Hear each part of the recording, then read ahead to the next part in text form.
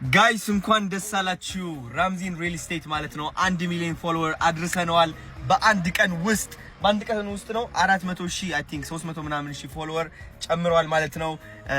ባቡል ኸይር ደግሞ 520,000 ፎሎወር ደርሰዋል ተውትና 500,000 እያለፉ ነው የሚገኙት እንኳን ደስ አለን በጣም ደስ ብሎኛል እንግዲህ ከዚህ በላይ ምንም ነገር የለም ገና ማለት ነው ጋይስ ባቡል ኸይር ማለት ነው 8 ሚሊዮን ለነሱ ምንም አይደለም ማወቅ አለባችሁ እነሱ የሚያደርጉት ትልቅ ነገር ነው በቀን ውስጥ የሚያወጡት ሂሳብ